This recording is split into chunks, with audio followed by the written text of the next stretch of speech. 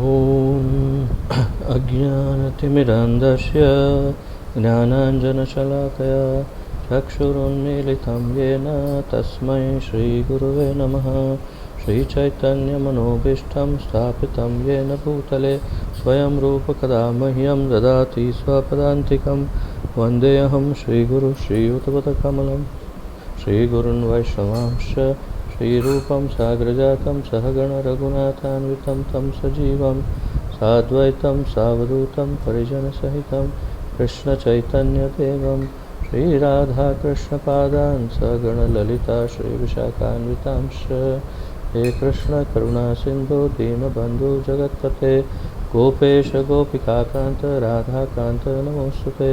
तप्तकाञ्चन गौराङ्गी राधे वृन्दावनेश्वरी वृषभानुसुते देवी प्रणमामि हरिप्रिये। वाञ्छाकल्पतरुभ्यश्च कृपासिन्धुभ्य एव च पतितानां पावनेभ्यो वैष्णवेभ्यो नमो नमः। अनन्तकोटिवैष्णववृन्द की जय। नमः ॐ विष्णुपादाय कृष्णप्रेष्ठाय भूतले श्रीमते जयपताका स्वामिन् इति नामिने। नमो आचार्यपादाय निताय कृपाप्रदायने गौरकथाधामदाय नगरग्रामतारिणे। नमः ॐ विष्णुपादाय कृष्णप्रेष्ठाय भूतले श्रीमते भक्तिवेदान्तस्वामिन् इति नामिने। नमस्ते सारस्वते देवे गौरवाणी प्रचारिणे निर्विशेषशून्यवादी पाश्चात्यदेशतारिणे। जय श्री कृष्ण चैतन्य प्रभु नित्यानंद श्री अद्वैत गदाधर श्रीवासादि गौरभक्तवृंद। जय श्री कृष्ण चैतन्य प्रभु नित्यानंद श्री अद्वैत गदाधर श्रीवासादि गौरभक्तवृंद। जय श्री कृष्ण चैतन्य प्रभु नित्यानंद श्री अद्वैत गदाधर श्रीवासादि गौरभक्तवृंद। हरे कृष्ण कृष्ण कृष्ण हरे हरे हरे राम राम राम हरे हरे। हरे कृष्ण कृष्ण कृष्ण हरे हरे हरे राम राम राम हरे हरे। हरे कृष्ण कृष्ण कृष्ण हरे हरे हरे राम राम राम हरे हरे। आप सबका बहुत बहुत स्वागत है इस सुमधुर अमृतमय ज्ञानमय यात्रा में, इस शिविर में जिसमें हम श्री भक्ति रसामृत सिंधु का अमृत पान कर रहे हैं और हम 64 अंगों साधन भक्ति के 64 अंगों का अध्ययन कर रहे हैं। तो अब लगभग आज हम प्रयास करेंगे कि 64 अंग आज हम कवर कर लेंगे। तो आइए देखते हैं, जहाँ से हमने कल रोका था, विराम लिया था, वहीं से आज आगे बढ़ते हैं। श्री भक्ति रसामृत सिंधु और भक्ति के 64 अंग। और आज का जो अंग है वो है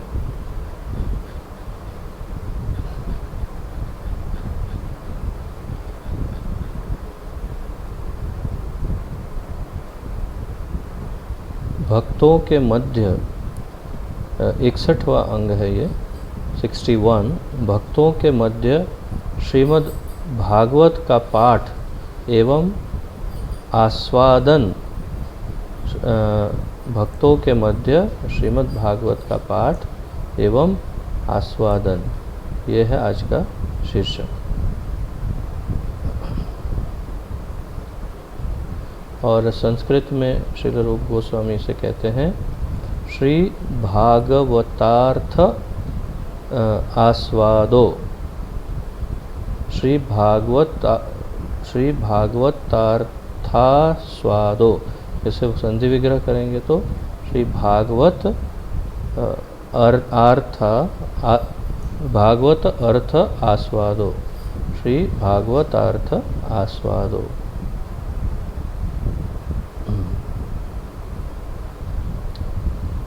इसे भक्ति गोष्ठी में श्रीमद् भागवत का आस्वादन ऐसे भी अनुवाद किया जा सकता है हिंदी में।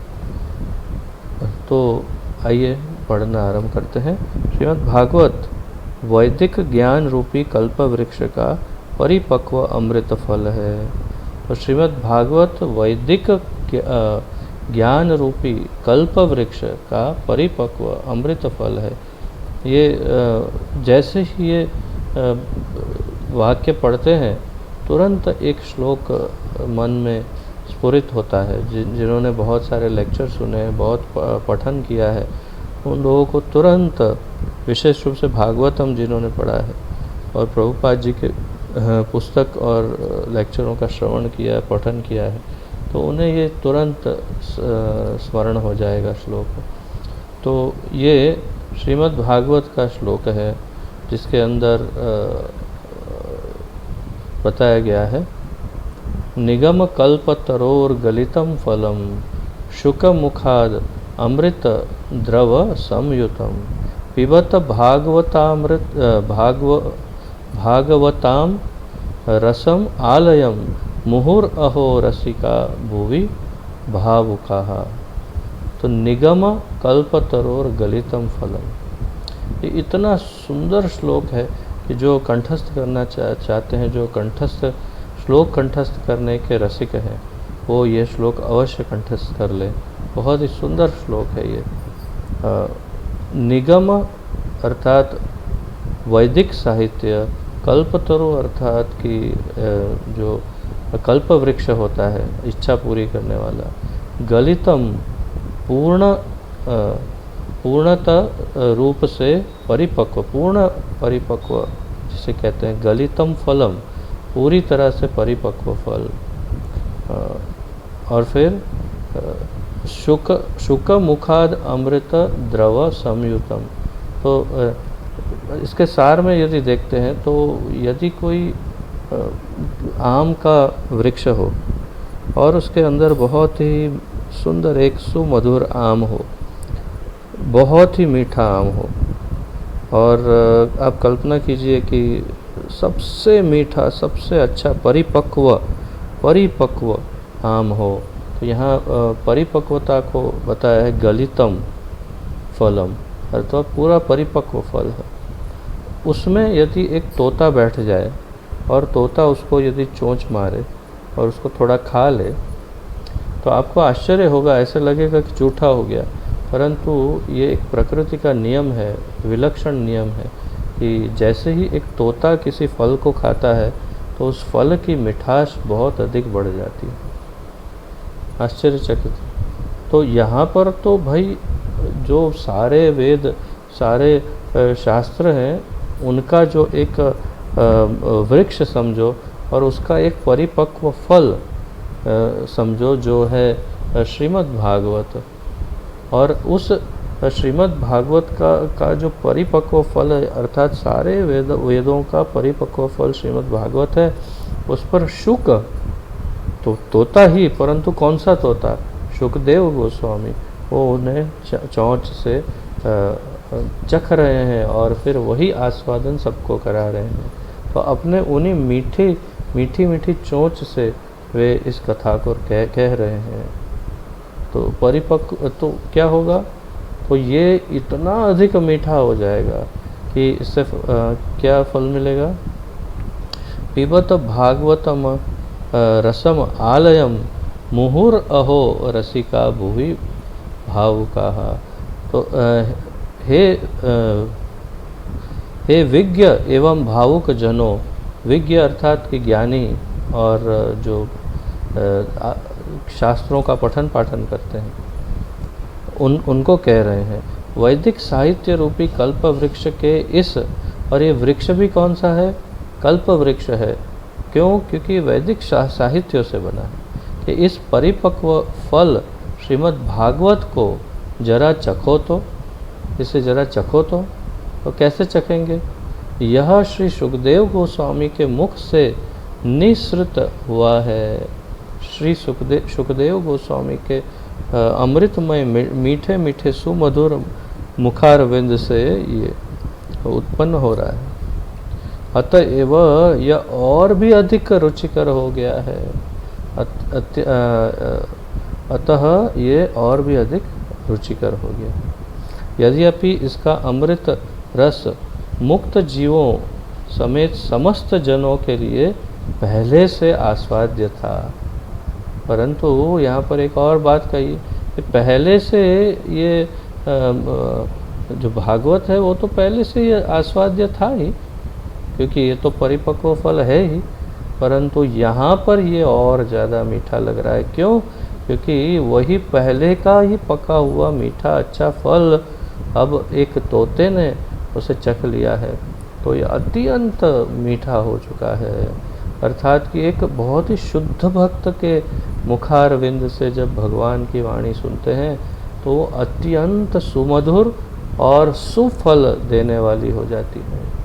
अब ये बोलते बोलते हमेशा साथ में वो श्लोक भी याद आता है निरंतर, अवैष्णवाद मुखाद गृणम, अवैष्णव मुखाद गृणम, पूतम हरि कथामृतम श्रवणम नैव कर्तव्यम सर्पोच्चिष्टम यथापयः। तो जैसे एक सांप के द्वारा पिया हुआ दूध नहीं पीना चाहिए क्योंकि वो जहर हो जाता है, ऐसे ही एक अवैष्णव के मुख से कभी हरि कथा नहीं सुननी चाहिए। तो उससे बिल्कुल विपरीत कि यहाँ परम वैष्णव एक महाजन जो हैं शुकदेव गोस्वामी, जो 12 महाजनों में एक है, जो अत्यंत उन्नत भक्त हैं, शुद्ध भक्त हैं, उनके श्रीमुख से जब आप भागवत सुनते हैं तो अमृतमय हो जाता है, अत्यंत सुमधुर हो जाता है।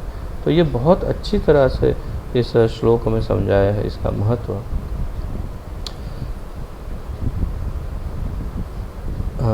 वेद शब्द ज्ञान के संपूर्ण समवाय का वाचक है।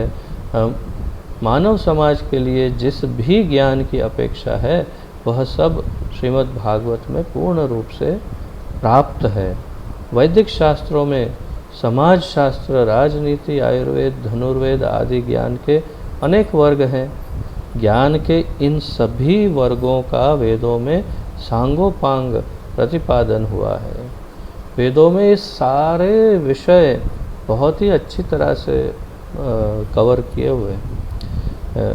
वेद अध्ययन, क्षमा कीजिए, वेद अध्यात्म विद्या में पूर्ण है और श्रीमद् भागवत को इस वेद रूप कल्प वृक्ष का परिपक्व अमृत फल कहा गया है। ये वाक्य को ध्यान दीजिए, इस पे लाइन कर सकते हैं अंडरलाइन। वेद आध्यात्म विद्या में पूर्ण है, वेद जो है आध्यात्म विद्या में पूर्ण है और श्रीमद् भागवत को इस वेद रूप कल्प वृक्ष का परिपक्व अमृत फल कहा गया है। तो सबसे महत्वपूर्ण क्या है? आम का वृक्ष, आम के वृक्ष के पत्ते, डालियाँ, आम के वृक्ष की जड़ें या आम के वृक्ष के ऊपर जो मयूर अंकुरित होते हैं, जिसे हम क्या कहते हैं, फल आने से पहले जो अंकुरित होते हैं वो, उसके फूल, या फिर कच्चा कच्चा आम जो आता है वो, या फिर सबसे परिपक्व सबसे मीठा रसदार मधुर आम, ये सब में सबसे महत्वपूर्ण क्या है? तो वृक्ष महत्वपूर्ण हो सकता है, उसकी सारी शाखाएं, पत्तियां सब महत्वपूर्ण हो सकता है, परंतु सारे वृक्ष में सबसे अधिक महत्वपूर्ण यदि कुछ है तो वो है उसका वो मीठा फल आम। तो इसी प्रकार सारे वेदों में जो सबसे महत्वपूर्ण है वो है उसका परिपक्व फल। सारे वेदों का सार। यहाँ पर एक और श्लोक याद आता है जो गीता महात्म्य में शंकराचार्य कहते हैं, सर्वो उपनिषदो गावो दोग्धा गोपाल नंदन वत्स पार्थ सुधीर भोक्ता दुग्धम गीतामृतम महत। तो सारे वेदों को एक गाय समान समझो और कृष्ण को गोपाल, अर्जुन को एक वत्स बछड़ा गाय का, और वो सारे वेदों रूपी गाय में से जो दूध निकल रहा है, यानी जो अमृत निकल रहा है, जो सारी सब गाय का जो सबसे महत्वपूर्ण उत्पादन है वो है भगवत गीता।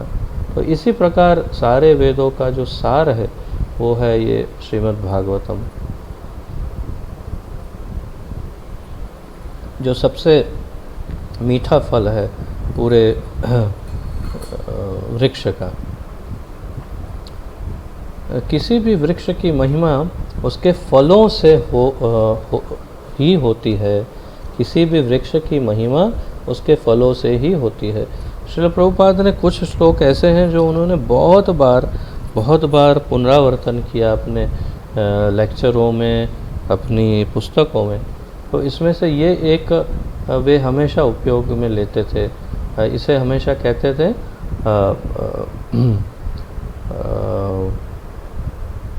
फले न परिचयते, फले न परिचयते। तो ये वास्तव में पूर्ण रूप से अगर कहें तो फले न परिचयते वृक्षः, फले न परिचयते, क्षमा कीजिए, वृक्ष। तो फले न परिचयते के क्या अर्थ है? किसी भी वृक्ष की यदि पहचान करनी हो तो उसे वृक्ष के द्वारा की जाती है।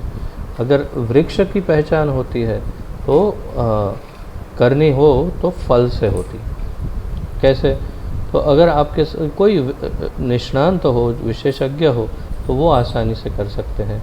यदि उसके सामने 4-5 आम रख दिए जाए तो उसमें से किसी एक आम को उठाकर देख कर के और थोड़ी सी उसकी सुगंध लेकर के कहेगा कि हाँ, ये मेरे बगीचे का ये वाले आम के वृक्ष का आम है। कैसे पता चला? तो उसके फल से ही तो उसका परिचय है। बाकी वृक्षों के फल अलग है, इस वृक्ष का फल अलग है। तो फल से वृक्ष का परिचय होता है। इसका इस तरह भी उपयोग हो सकता है कि किसी भी प्रक्रिया में फल ही सबसे महत्वपूर्ण होता है। फल क्या आता है वो महत्वपूर्ण है। जैसे कोई बच्चा एग्ज़ाम के लिए पढ़ रहा है तो कितना पढ़ रहा है, क्या पढ़ रहा है, कैसे पढ़ रहा है, किस प्रकार बैठ के पढ़ रहा है, उठ के पढ़ रहा है, क्या कर रहा है, ये कोई भी चीज़ महत्वपूर्ण नहीं है। महत्वपूर्ण क्या है? हो सकता है थोड़ा बहुत महत्व हो उसका, परंतु सबसे अधिक महत्वपूर्ण क्या है? सबसे अधिक महत्वपूर्ण ये है कि उसका रिज़ल्ट क्या आता है, उसका परिणाम क्या आता है, वही सबसे अधिक महत्वपूर्ण है। तो इसी प्रकार फले न परिचयते, अर्थात कि फल के द्वारा ही वृक्ष की पहचान होती है। अर्थात कि किसी भी प्रक्रिया का जो फल आता है, रिज़ल्ट क्या आया, उससे पता चलता है कि उसने अच्छा पढ़ा होगा कि नहीं पढ़ा होगा, उसने मेहनत की होगी कि नहीं की होगी। ये सारा अनुमान उसके परिणाम से लगाया जा सकता है। तो इस प्रक्रिया में भी यहाँ प्रभुपाद जी इसी बात को जोर दे रहे हैं कि फल से वृक्ष की पहचान होती है। उदाहरणार्थ आम का पेड़ बड़ा मूल्यवान समझा जाता है क्योंकि आम फलों का राजा है। पका हुआ आम उस वृक्ष का सर्वोत्तम उपहार है। पका हुआ आम उस वृक्ष का सर्वोत्तम उपहार है, उपहार। और श्रीमद् भागवतम भी इसी प्रकार वेद कल्पतरु का पक्व फल है।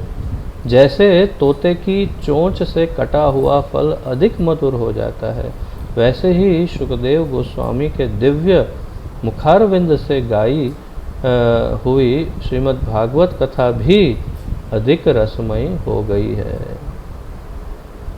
श्रीमद् भागवत को अखंड शिष्य परंपरा से ग्रहण करना चाहिए। यहाँ अब प्रभुपाद जी एक और महत्वपूर्ण बात कर रहे हैं, चर्चा कर रहे हैं कि श्रीमद् भागवत अथवा किसी भी ज्ञान को कैसे ग्रहण करना चाहिए। तो जो गुरु शिष्य परंपरा में आता है वही ज्ञान ग्राह्य होता है, अर्थात ग्रहण करने योग्य होता है। तो इसका बहुत अच्छा उदाहरण आगे दे रहे हैं प्रभुपाद जी। प्रभुपाद जी समझाते हैं कि जैसे यही एक बहुत ही सुंदर वृक्ष है, उसमें ऊपर एकदम वृक्ष के ऊपर बहुत ही मीठा सुमधुर फल वहाँ पर जो है पेड़ पर लटक रहा है और उसको तोते ने खाया भी हुआ है। तो बहुत ही तैयार है, अब इसको खाने की ज़रूरत है। तो एक तो ये हो सकता है कि ऊपर से जा करके उसे वहाँ से तोड़ दिया जाए, तो ज़ोर से नीचे गिरेगा वो आम, और फिर आप उसको उठा के खाओ। परंतु इसमें यही भय रहेगा कि क्योंकि ये पूरा परिपक्व फल है, अगर ऊपर से सीधा गिरा तो नीचे आकर के वो पूरी तरह से नष्ट हो सकता है फल, और इसका आनंद नहीं आएगा। नीचे मिट्टी भी उस पर लग जाएगी और मिठास चली जाएगी, हो सकता है कोई कुछ भी हो सकता है। परंतु अगर ऐसा किया जाए कि 4-5 लोगों को इस कार्य में लगा दिया जाए, एक व्यक्ति सबसे ऊपर जाके उसे तोड़े, वो फिर उससे नीचे थोड़ा दूसरा व्यक्ति खड़ा है उसके हाथ में दे, फिर वो व्यक्ति उससे नीचे और एक व्यक्ति है उसके हाथ में दे, और धीरे धीरे करते करते सबसे नीचे ज़मीन पर जो व्यक्ति खड़ा है उसके हाथ में दे दे, तो फल नष्ट नहीं होगा, और जैसा है वैसा का वैसा बिना बिना बदलाव के वो फल हमारे हाथ लग जाएगा।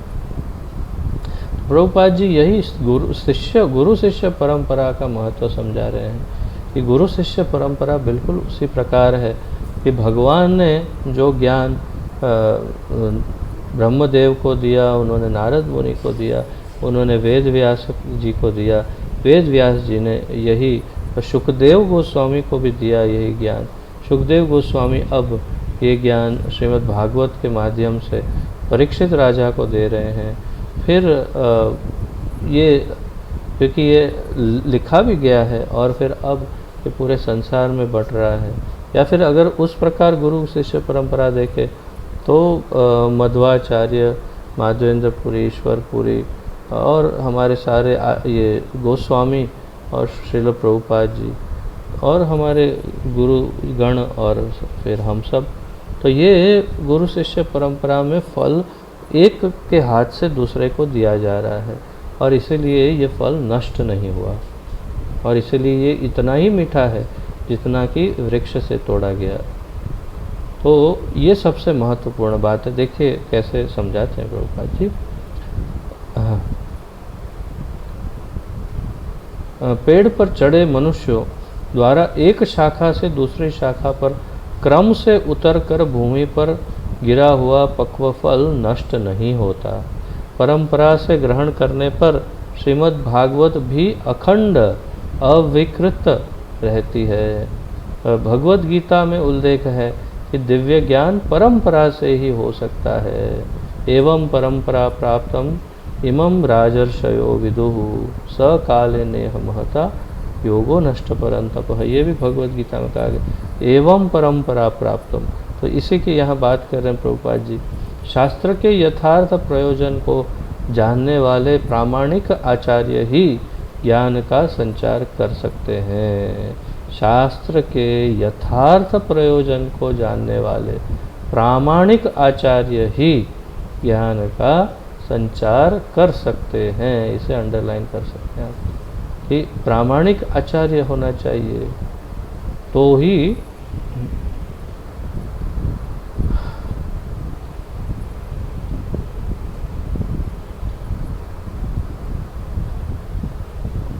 अब भगवान श्री चैतन्य महाप्रभु का बहुत सुंदर वृत्तांत दिया है, वो उदाहरण दिया है। भगवान श्री चैतन्य महाप्रभु ने कहा है कि श्रीमद् भागवत को भागवत पुरुष के मुख से ही सीखना चाहिए। श्रीमद् भागवत को एक भागवत पुरुष के श्रीमुख से सुनना चाहिए, अर्थात एक वैष्णव के मुख से सुनना चाहिए, एक भक्त के मुख से सुनना चाहिए। जैसे श्री सुखदेव गोस्वामी तो हमेशा श्री प्रभुपाद कहते थे इसी को, भागवत पर गिया भागवत स्थाने, भागवत पर गिया भागवत स्थाने। तो अर्थात क्या है कि भागवत अगर पढ़नी हो तो किसी भागवत पुरुष, क्षमा कीजिएगा, पुरुष अथवा भक्त भागवत से सुनना चाहिए। पुरुष यानी यहाँ पर स्त्री और पुरुष की बात नहीं है, कोई स्त्री कोई हो सकती है, परंतु किसी एक जो है भक्त के मुख से सुनना चाहिए। भागवत पर गिया भागवत स्थाने।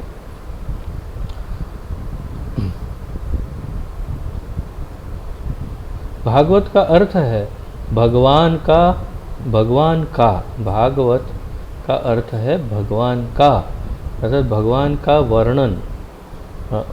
ये तो आप अंतर जानते ही, हमने शायद कई बार चर्चा हुई होगी भक्ति वृक्ष के दौरान, क्योंकि ये बहुत ही सामान्य बुद्धि का ज्ञान है जो हम सब भक्तों को होना चाहिए। इस बात को आप बहुत ही विशेष रूप से समझ लीजिए। उच्चारण कई बार महत्वपूर्ण होता है, ऐसा नहीं कि हमेशा उसको कोई ज़्यादा महत्व नहीं देते। कुछ कुछ समय महत्वपूर्ण होता है उच्चारण और सही वाक्य प्रयोग, सही शब्द प्रयोग कई बार महत्वपूर्ण होता है। आज के इस दौर में लगभग बहुत ही कम लोग भागवत और भगवद गीता ये दोनों में अंतर जानते हैं। तो श्रीमद् भगवद गीता का अर्थ है भगवद, तो भगवान ने जो बोला वो, उसे कहते हैं भगवान ने बोला वो भगवद, भगवान बोले वो है भगवद गीता, जो 700 श्लोक की का ग्रंथ है, जो महाभारत में कृष्ण ने अर्जुन को सुनाया। और दूसरी है श्रीमद् भागवत, भागवत, भागवत अर्थात जिसमें भगवान का वर्णन है। भागवत का अर्थ यहाँ समझा रहे हैं प्रभुपाद जी, भगवान का अर्थात भगवान का वर्णन जिसमें। तो भागवत और भगवद ये दोनों का अंतर हमेशा हमें पता होना चाहिए। अतः भक्त को भी भागवत कहा जाता है, कभी कभी भक्तों को भी भागवत कहा जाता है। जो बहुत उत्तम और उन्नत भक्त होते हैं उन्हें भागवत कहा जाता है। श्री चैतन्य महाप्रभु का आग्रह है कि श्रीमद् भागवत का यथार्थ रसास्वादन करने के लिए उसे भागवत पुरुष के मुख पद्म से ही सुने। भागवत पौरगिया भागवत स्थाने।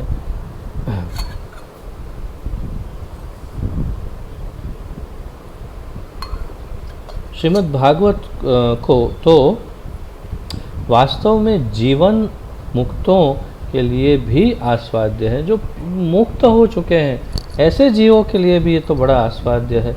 तो सुखदेव तो एक प्रकार से जीवन मुक्त हो चुके थे, लेकिन फिर भी उनको बहुत ही आसक्त कर लिया भागवत ने। श्रीमद् भागवत स्वयं सुखदेव गोस्वामी ने कहा है कि यद्यपि वे माँ के गर्भ से मुक्त थे, मुक्त ही प्रकट हुए थे, परंतु श्रीमद् भागवत का रसपान करने पर महाभागवत भक्त बने। वो मुक्त तो जन्मे ही थे, 16-18 कुछ आयु में जैसे ही माँ के गर्भ से आए तो ऐसे मुक्त थे कि एक क्षण भी अपनी माँ का चेहरा भी नहीं देखा। उसी नग्न अवस्था में सीधे जंगल में चले गए। इतने विरक्त थे वो, अत्यंत विरक्त को किसी भी प्रकार का मोह माया बंधन कुछ भी नहीं।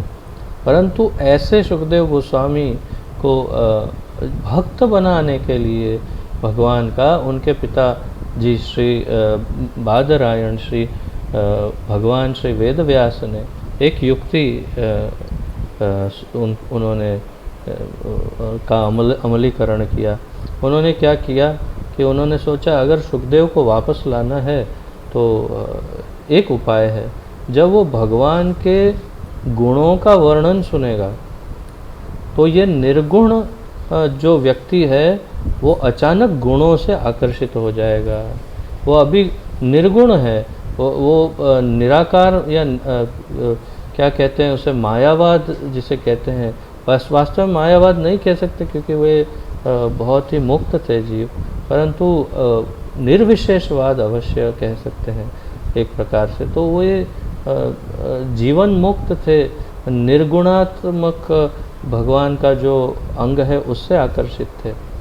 परंतु उनके पिताजी ने उनके शिष्यों को जंगल में भेजा और वे जहाँ बैठे थे वहाँ पर भक्त उनके शिष्य गए और बहुत ही सुंदर सुमधुर आवाज़ में गाने लगे। बर्हा पीड़म नटवर वपु कर्णयो कर्णिकारम बिभ्रद वासः कनक कपिशं वैजयन्तीं च मालां रंध्रावेणुरधर सुदया पूर्णयन् गोपवृन्दैर्वृन्दारण्यं स्वपदरमणं प्राविशद गीत कीर्तिः। तो श्रीमद् भागवत का ये बहुत ही सुंदर श्लोक है जो 10वें स्कंद में कृष्ण लीला में ये 21वें अध्याय में 5वां श्लोक है।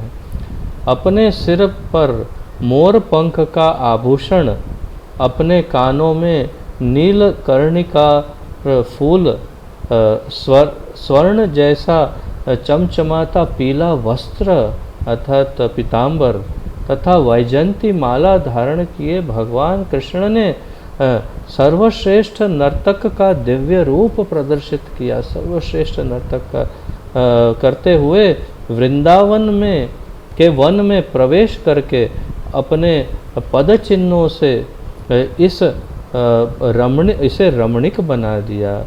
उन्होंने अपने होठों के अमृत से अपनी वंशी के छेदों को भर दिया और ग्वाल बालों ने उनके यश का गान किया। इतना सुंदर ये वर्णन कृष्ण का सुनकर इनका तो हृदय पिघल के बिल्कुल मोम की तरह एकदम बह गया और भागे इनके पीछे। अरे रुको रुको रुको रुको, कौन हो तुम, कौन हो? और बोले हमें कुछ पता नहीं है। नहीं नहीं, क्या ये क्या बता रहे हो, किसका वर्णन कर रहे हो? हमें कुछ पता नहीं है। तो नहीं नहीं तुम बताओ ये इतना सुंदर वर्णन है किसका? अरे नहीं नहीं नहीं हमें कुछ पता नहीं। नहीं नहीं कुछ तो वो तो बताओ बताओ। अरे नहीं, हमारे गुरुदेव ने हमें सिखाया है ये श्लोक। आपको अगर सुनना है इसका वर्णन तो हमारे गुरुदेव के पास जाना पड़ेगा। कहाँ है तुम्हारे गुरुदेव? तो चलिए हमारे साथ, हम ले जाते। बस जाल में फंस गए और उनके पीछे पीछे दौड़ते दौड़ते दौड़ते पहुँच गए वेद व्यास के पास और उन्होंने उनके चरणों में प्रणाम करके कहा कि मैं आपको गुरु स्वीकार करता हूँ, अब आप मुझे ये मधुर, ये किसका वर्णन है ये बताइए। तब फिर भगवान वेद व्यास ने सुखदेव गोस्वामी को पूरी भागवत सुनाई और उस समय से ये जो निर्विशेषवादी थे वे परम भागवत महाजन अत्यंत शुद्ध भक्त में परिणित हो गए। तो तात्पर्य क्या है कि यहाँ पर सुखदेव गोस्वामी क्या कह रहे हैं कि यद्यपि वे माँ के गर्भ से मुक्त थे परंतु श्रीमद् भागवत का रसपान करने पर महाभागवत भक्त बन गए। अतएव जो कृष्ण भावना भावित होने का अभिलाषी हो वह भक्त गोष्ठी में श्रीमद् भागवत की कथा का आस्वादन करें। जो कृष्ण भावना भावित होने का अभिलाषी हो जैसे हम सब, वह भक्त गोष्ठी में अर्थात जब भक्त मिले एक साथ तो उसमें श्रीमद् भागवत की कथा का आदान प्रदान या आस्वादन करें। जैसे भगवान ने भी भगवत गीता में कहा है, मद भक्त मच्चित्ता मंदत प्राणा बोधयन्तः परस्परम कथयन्तः च माम नित्यम तुष्यन्ति च रमन्ति च।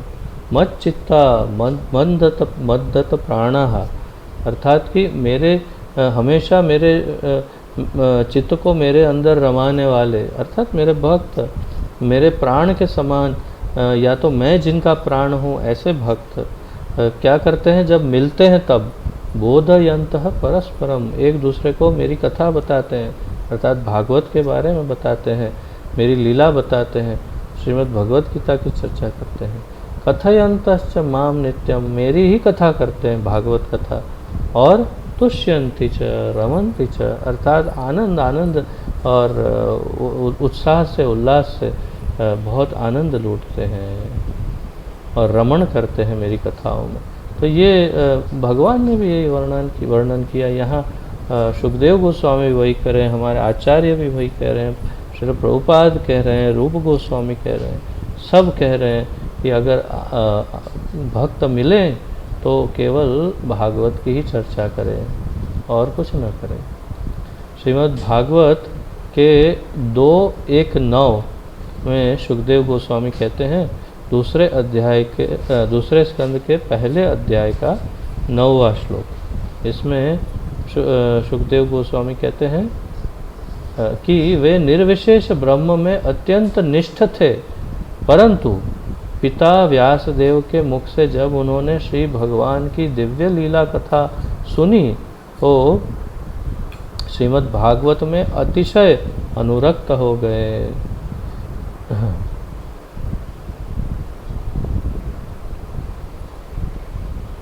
व्यासदेव भी आत्मज्ञानी थे और इस प्रकार दिव्य ज्ञान की अपनी इस प्रौढ़ रचना को उन्होंने प्रत्यक्ष रूप से सुखदेव गोस्वामी को प्रदान किया।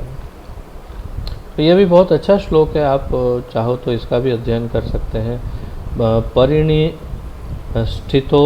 अपि निर्गुण्य उत्तम श्लोक लीलया घृत चेता राजर्षे आख्यम यद अधीतवान।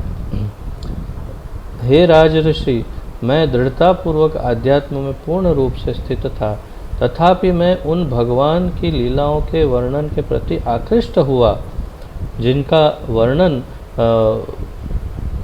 उत्तम श्लोकों द्वारा किया जाता है। तो इसका भी आप अध्ययन कर सकते हैं, अच्छा श्लोक है। तो इस प्रकार भगवान के भक्त जब एक दूसरे से मिलते हैं तो भागवत का आस्वादन करते हैं, अर्थात श्रीमद् भागवतम के विषय का, उसकी चर्चा का, उसके गुणगान का बड़ा महत्व है। आप हमेशा ध्यान दीजिएगा।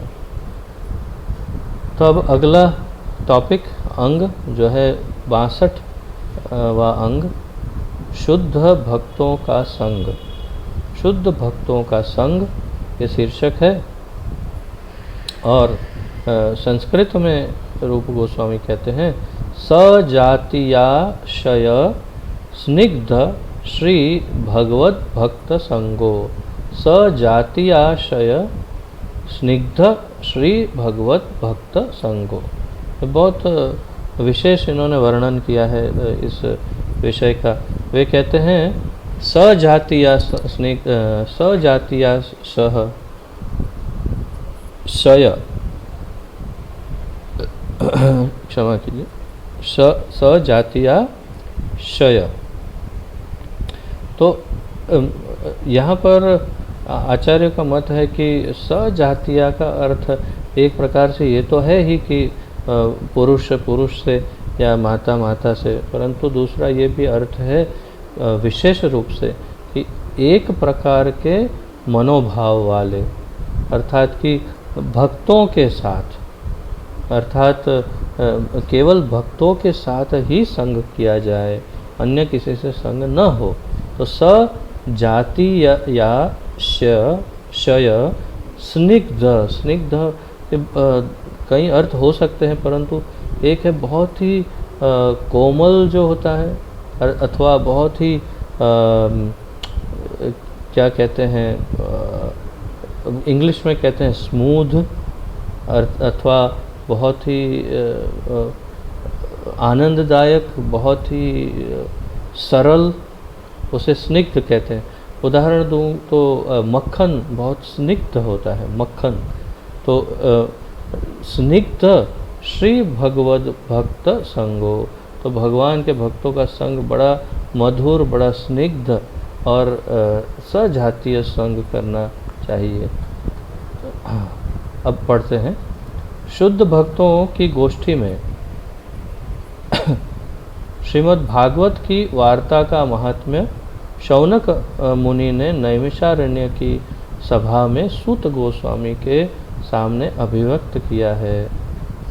तो इसी भागवत में आप अगर भागवत पढ़ना प्रारंभ करेंगे या पढ़ रहे होंगे तो आपको ज्ञात होगा कि उसमें एक वार्ता में दूसरी वार्ता, उसके अंदर दूसरी वार्ता, फिर उसमें और एक वार्ता, उसके अंदर और एक वार्ता, ऐसे एक के अंदर एक के अंदर एक के अंदर बहुत कुछ है। तो एक तो है सुखदेव गोस्वामी परीक्षित को सुना रहे हैं, लेकिन उससे पूर्व है सूत गोस्वामी नैमिषारण्य में हजारों ऋषि मुनियों को सुना रहे हैं ये कथा। तो यहाँ पर उसी का वर्णन है कि, और फिर यहाँ शौनक मुनि का वर्णन, शौनक मुनि नैमिषारण्य की सभा में सूत गोस्वामी के सामने अभिव्यक्त किया है उन्होंने एक अपना मत। क्या किया है? शुद्ध भक्त के क्षण भर के सत्संग की इतनी अधिक महिमा है कि स्वर्ग मोक्षदायक पुण्य भी उसकी तुलना नहीं कर सकते।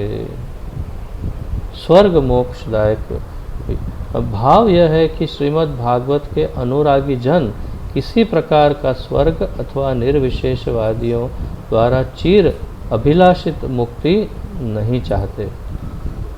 तो ये श्लोक है श्रीमद् भागवत का 1:18-13 में ये बात बताई गई है। तुल्याम लवणापि लवेणापि तुल्याम लवेनापि न स्वर्गम न पुनर्भवम भगवत संगी संगस्य मर्त्यानां किम उताशिषः। तुल्याम लवेणापि, तो किसके साथ तुलना करनी है? एक लव मात्र साधु संग सर्व सिद्धि है, ये पता है ना। तो वैसे ही एक छोटे बहुत ही कम समय के लिए लवेण अपि तुल्याम लवेण अपि न स्वर्गम न पुनर्भवम। तो एक क्षण का संग किसका? भगवत संगी संगस्य, अर्थात कि भगवान के संगी जनों का, या तो फिर भगवान के भक्तों का संग, एक लव मात्र जितना भी संग हो तो उसकी तुलना इससे नहीं कर सकते। न स्वर्गम, स्वर्ग के साथ नहीं तुलना कर सकते उसके सुख के साथ।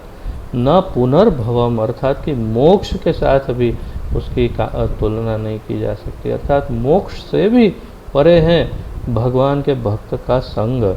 मर्त्यानाम किम उत आशीषः, अर्थात कि हमारे जैसे जो मृत्यु प्राप्त करने वाले जीव हैं उनके लिए इससे उत आशीष, उत्तम आशीष और क्या हो सकता है कि अगर उन्हें भक्त का संग मिल जाए।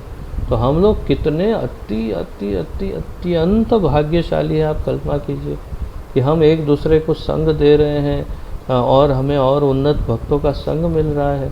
और इस ऐसी भयानक लॉकडाउन की, कोरोना की महामारी की स्थिति में भी हम लोग ऑनलाइन इंटरनेट के माध्यम से भी अभी एक दूसरे को संग प्रदान कर रहे हैं। और इसकी तुलना स्वर्ग से भी और मोक्ष से भी नहीं की जा सकती। इतना मधुर, इतना फलदायक है ये संग। सर्वोच्च कक्षा का ये संग है भगवान के भक्तों का संग जो हम प्राप्त कर रहे हैं।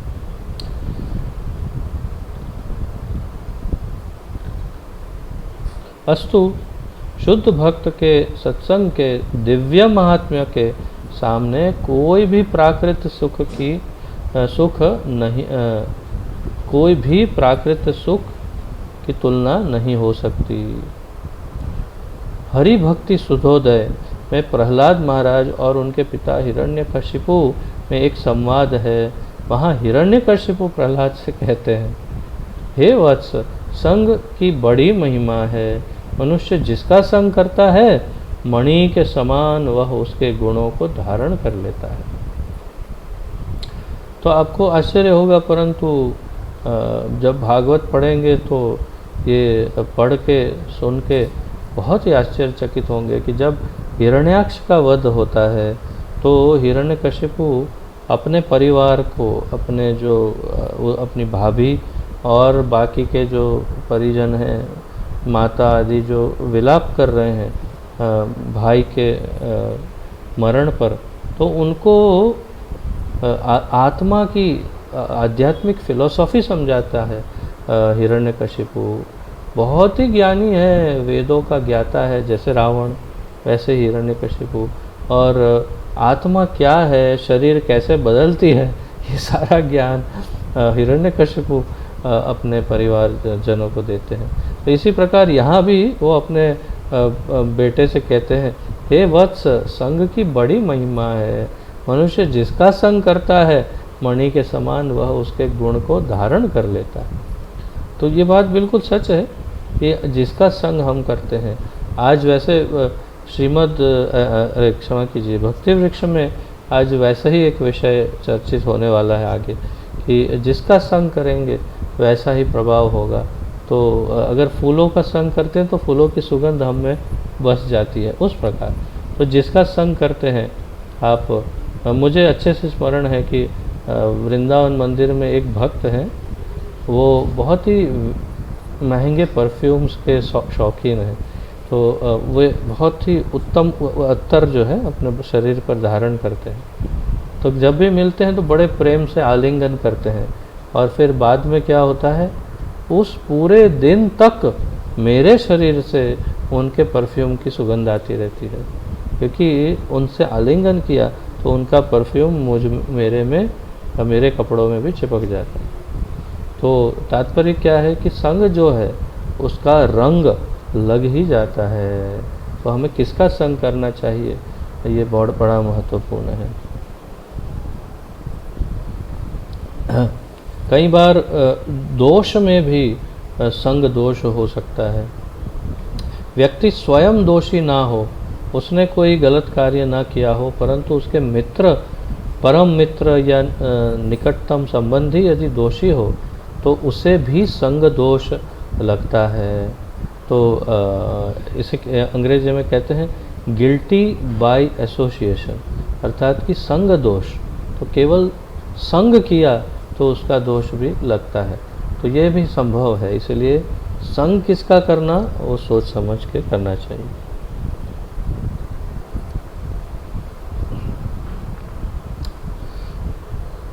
इस नियम के अनुसार यदि हम सुमन जैसे निर्मल भगवत भक्तों का संग करेंगे, तो यदि हमारा हृदय स्वच्छ होगा तो हमसे भी वही कर्म बनेंगे। अर्थात कि यदि हम भक्तों का संग करेंगे तो हमारा हृदय भी स्वच्छ हो जाएगा और हम भी भक्तों की तरह ही कार्य करने लग जाएंगे।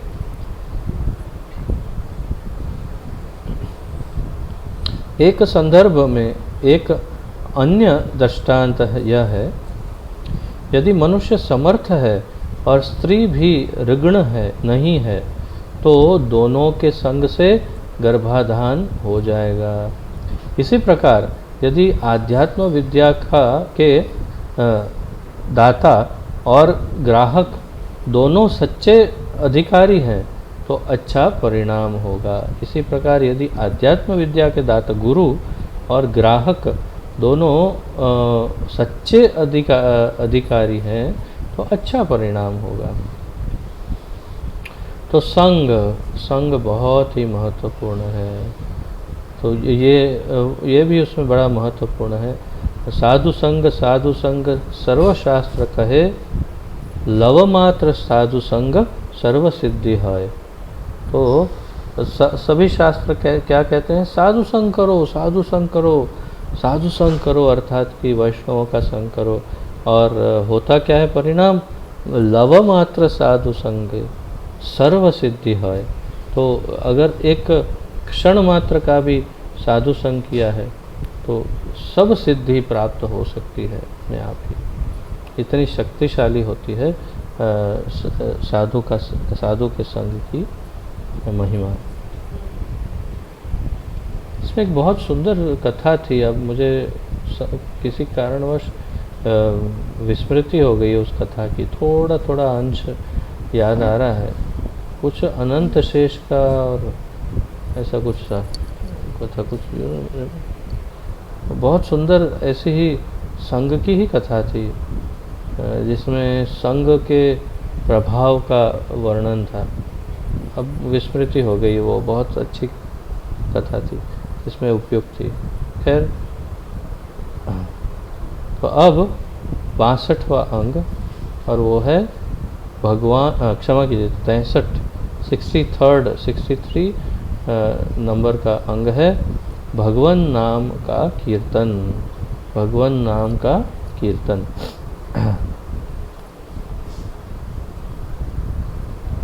संस्कृत में रूप गोस्वामी कहते हैं श्री नाम संकीर्तनम, श्री नाम संकीर्तनम, भगवन नाम का कीर्तन।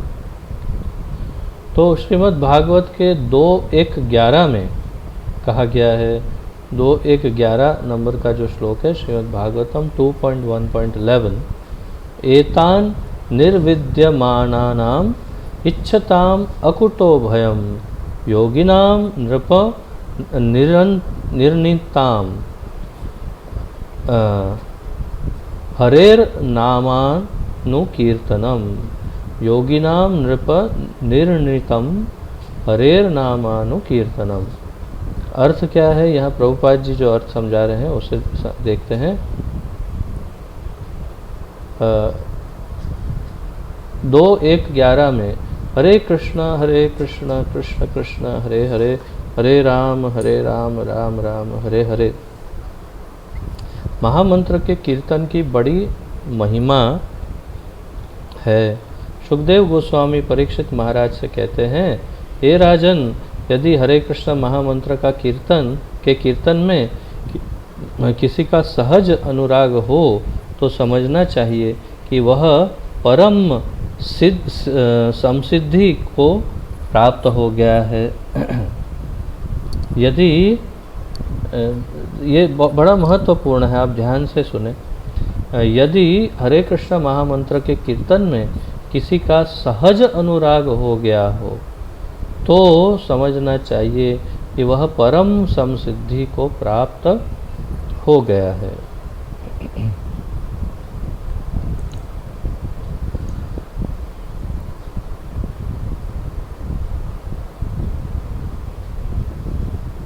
यह विशेष रूप से उल्लेख है कि कर्मफल के अभिलाषी सकाम कर्मी परमेश्वर से एक होने की इच्छा वाले मुमुक्षु तथा सिद्धिकामी योगी केवल हरे कृष्ण महामंत्र का कीर्तन से संपूर्ण संसिद्धियों को पा सकते हैं। सुखदेव जी ने इस कथन को निर्णित अर्थात निश्चित बताया है। आप इस श्लोक में देख सकते हैं, बताया है ना, योगिनाम नृप निर्णितम हरेर नामानुकीर्तनम। तो इसी की यहाँ बात कर रहे हैं। निर्णित बताया है अर्थात निश्चित बताया है।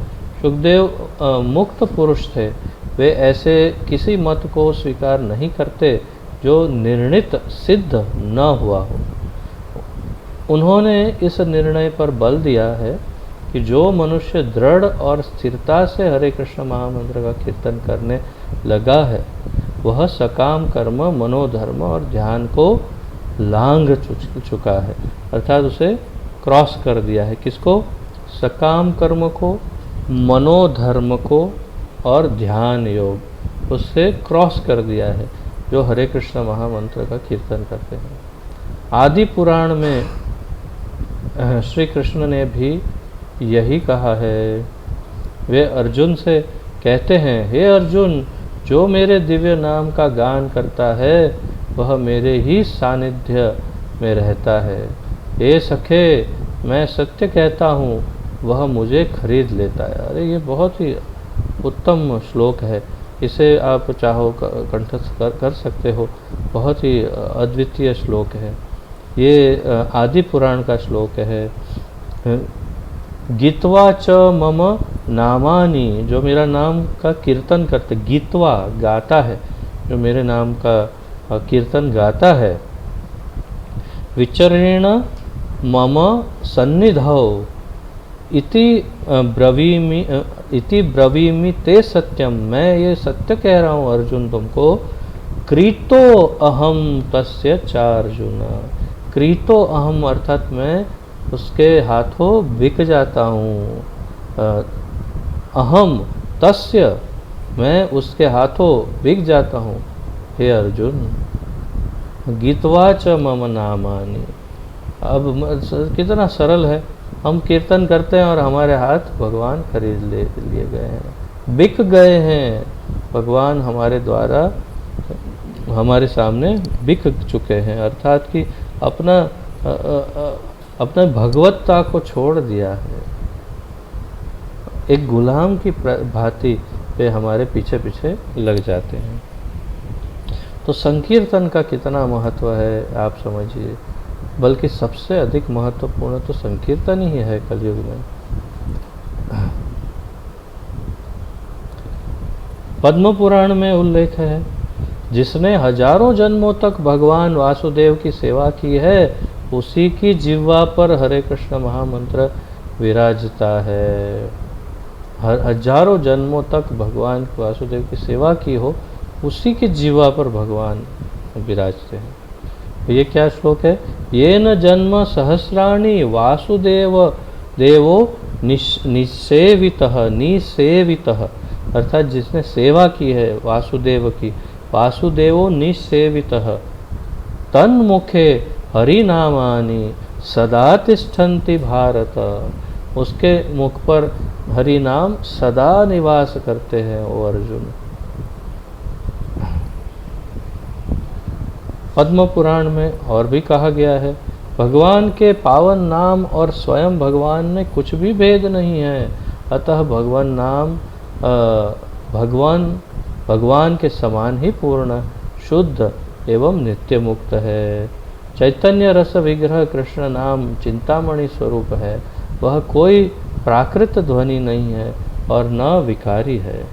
ये श्लोक भी आपको अवश्य कंठस्थ करना चाहिए। वर्षों से हम कंठस्थ कर चुके हैं। बहुत ही महत्वपूर्ण श्लोक है, जिसमें भगवान के नाम की शक्ति समझाई है।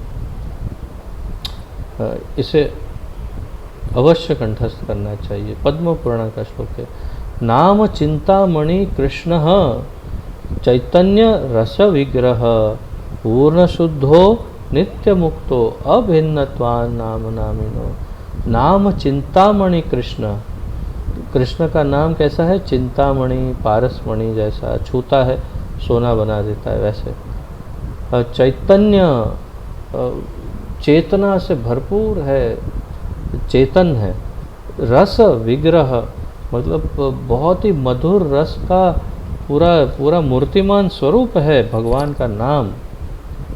पूर्ण शुद्धो, संपूर्ण शुद्ध है वो, किसी भी वस्तु द्वारा वो मलिन नहीं हो सकता नाम, बल्कि नाम से सब मलिनताएं दूर हो सकती है।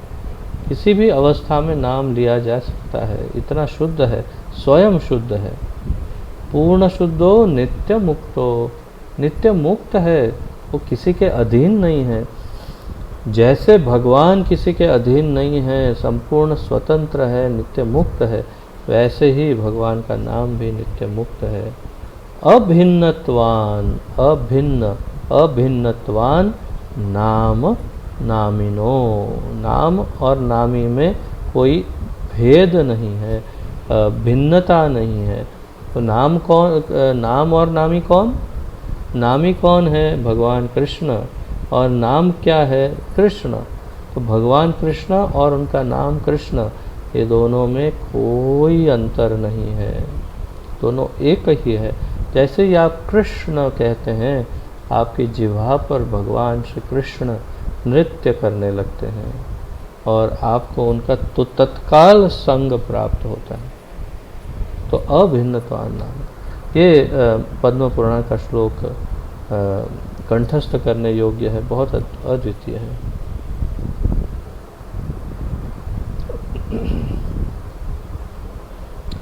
अतः जिसने अपनी इंद्रियों को शुद्ध नहीं कर लिया है, ऐसा पुरुष कृष्ण नाम का निरपराध उच्चारण नहीं कर सकता। भाव यह है कि प्राकृत विकारमयी कुंठित इंद्रियां हरे कृष्ण महामंत्र का अच्छी प्रकार से उच्चारण नहीं कर सकती, परंतु इस कीर्तन पद्धति का सेवन करने से अंतःकरण की शुद्धि हो जाती है, जिससे अति शीघ्र अपराध रहित जप होने लगता है। जैसे संकीर्तन करते हैं तो निरपराध जप अपने आप हो सकता है। क्यों? क्योंकि वही अपने हृदय को शुद्ध करता है। तो यहाँ पहले कहा कि जो निरपराध, जो अपराधी है वो भगवान का नाम नहीं ले सकता है। फिर कहा कि जब संकीर्तन करेगा तो हृदय शुद्ध होगा, फिर नाम ले पाएगा। तो ये बहुत महत्वपूर्ण है। यदि कोई नाम अपराध से भी नाम जप कर रहा है तो क्या करना चाहिए? ये पद्म पुराण का ही श्लोक है। नाम अपराध युक्ता नाम नामानि एव हरन्ति अघम। तो उसका क्या अर्थ है कि अगर कोई नाम अपराध युक्त भी नाम जप कर रहा है, नाम ले रहा है, तो नाम लेते रहना चाहिए, रुकना नहीं चाहिए। क्यों? अरे अपराध लग जाएगा। अरे नहीं नहीं, ये नाम इस प्रकार का है कि ये नाम अपराध को भी हटा सकता है। नाम अपराध युक्ता नाम नामानि एव हरन्ति अघम। तो नाम स्वयं ही इसका अघम, जो इसका अपराध है, उसे मिटा देगा। इसलिए नाम को जप करते ही रहना चाहिए किसी भी अवस्था में।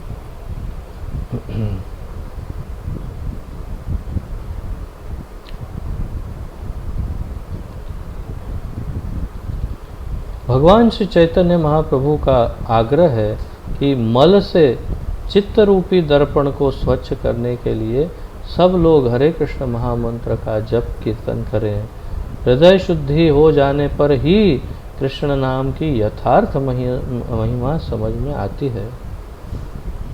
जो हृदय को अशुद्ध बनाए रखना चाहते हैं वे हरे कृष्ण जप के दिव्य लाभ से वंचित रह जाते हैं। अतः भगवान के प्रति सेवा भाव का उत्साह के साथ विकास करना चाहिए। अतः भगवान के प्रति सेवा भाव का उत्साह के साथ विकास करना चाहिए, क्योंकि उससे वह निरपराध जप कर सकेगा। तो भगवान की सेवा के प्रति उत्साह होना चाहिए। जब भगवान की सेवा करेंगे तो हम निरपराध अच्छा शुद्ध जप कर पाएंगे। इसलिए गुरुदेव के मार्गदर्शन में शिष्य को एक साथ भगवत सेवा और हरे कृष्ण जप करने की शिक्षा दी जाती है।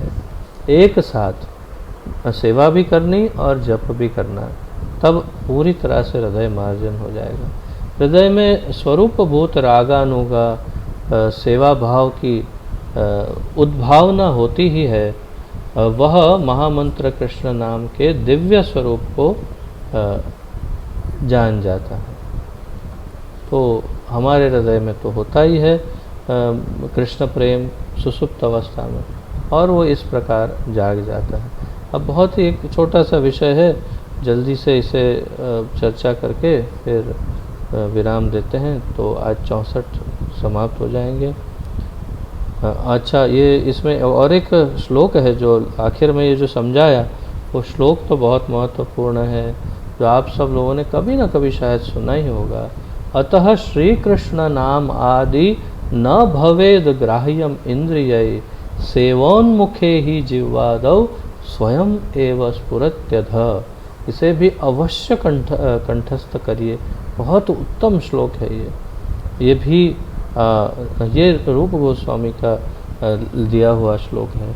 अतः अर्थात इसीलिए श्री कृष्ण नाम आदि, तो भगवान का नाम आदि, गुण लीला आदि, न भवेद ग्राह्यम इंद्रिय, हमारी इंद्रियों के द्वारा, कान द्वारा, आँख द्वारा, मस्तिष्क दिमाग द्वारा, हमारे द्वारा, हम इंद्रियों द्वारा भगवान के नाम और उनके गुण लीला रूप को नहीं समझ सकते, ग्राह्यम नहीं ग्रहण कर सकते, पकड़ नहीं सकते, समझ नहीं सकते।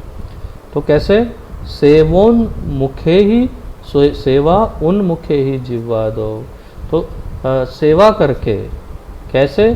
पहले तो जिह्वा से नाम ले करके सेवा करो, और भगवान की अलग अलग प्रकार से सेवा करके सेवोन्मुखे ही जिह्वा आदौ, जिह्वा और आदि बाकी सारे अंगों से सेवा करके भगवान की स्वयं एव स्फुरत्यध, तो हृदय में अपने आप ये स्फुरित हो जाएगा। भगवान का प्रेम, भगवान का ज्ञान, वो क्या है, कौन है, वो ज्ञान। तो सेवा, नाम सेवा और भगवत सेवा, भगवान के भक्तों की सेवा महत्वपूर्ण है। श्री मथुरा मंडल में स्थिति, यह है अगला विषय जो है 64वां अंग।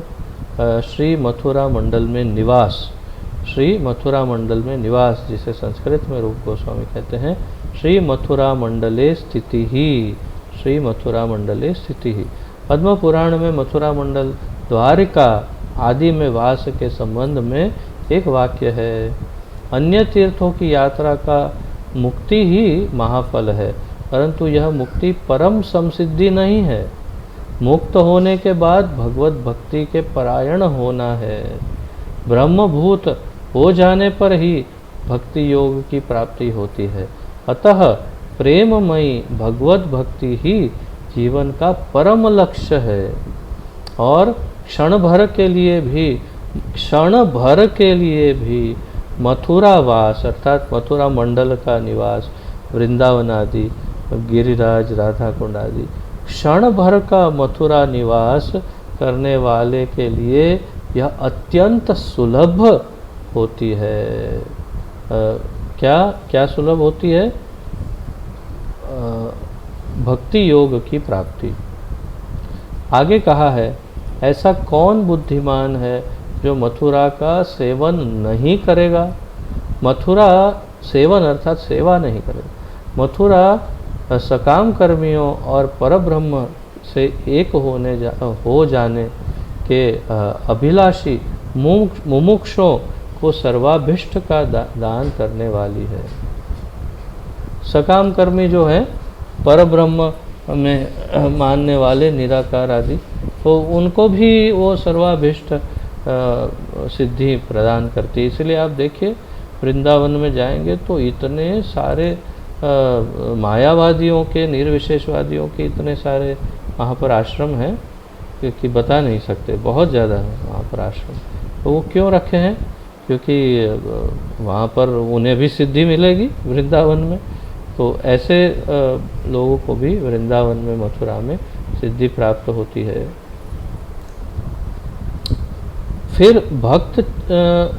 फिर भक्ति चाहने वाले भक्तों को भक्ति क्यों नहीं देगी, अर्थात अवश्य देगी। तो अगर मथुरा भूमि अगर अभक्तों को दे सकती है सिद्धि, तो भक्तों को भक्ति तो अवश्य देगी।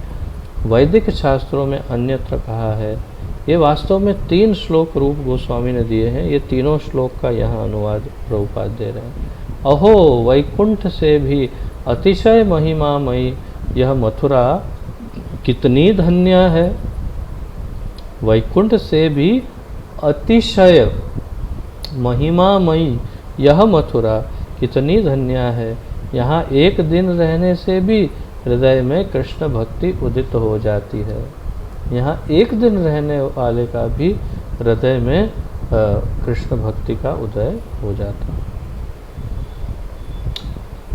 इति, तो आज के लिए इतना ही पर्याप्त है।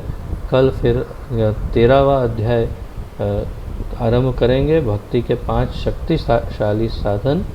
तो आज के इस विषय में किसी का कोई प्रश्न, उत्कंठा आदि हो तो पूछ सकते हैं, आपका स्वागत है। वैसे अन्य क्लास का भी टाइम हो गया है, इसलिए जल्दी से 1-2 प्रश्न ले लेते हैं। विपिन बिहारी प्रभु बोलिए। प्रभु जी, आप ये बता रहे श्लोक कंठस्थ करने के लिए, तो प्रभु जी उसका अगर मिल जाए पूछो, कौन से पद्म पुराण में बोला, लेकिन कौन सा श्लोक कहाँ पर है, मतलब उसका अध्याय या क्या किसमें से लेना है वो। अगर तो पद्म पुराण में तो फिर हम कहाँ ढूंढने जाएंगे, तो वो कहाँ से प्राप्त कर सकेंगे? पद्म पुराण में ढूंढने क्यों जाओगे भाई, मैं बैठा हूँ ना, क्यों ढूंढने जाओगे पद्म? मैंने क्या आप लोगों को छोड़ दिया है क्या? मैंने आपको छोड़ दिया है क्या?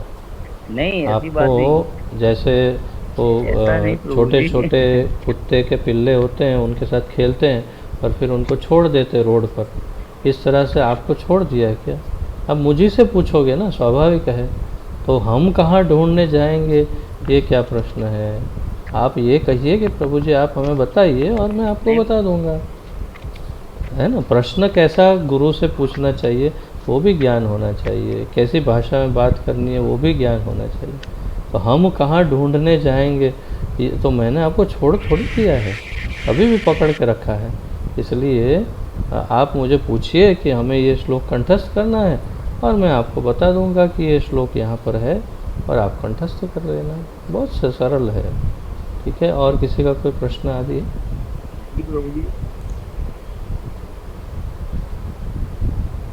ठीक है, तो अगर किसी और का कोई प्रश्न ना हो तो इस क्लास को यहाँ पर विराम देते हैं और कल फिर इसे आगे बढ़ाएंगे। तो आप सबका बहुत धन्यवाद।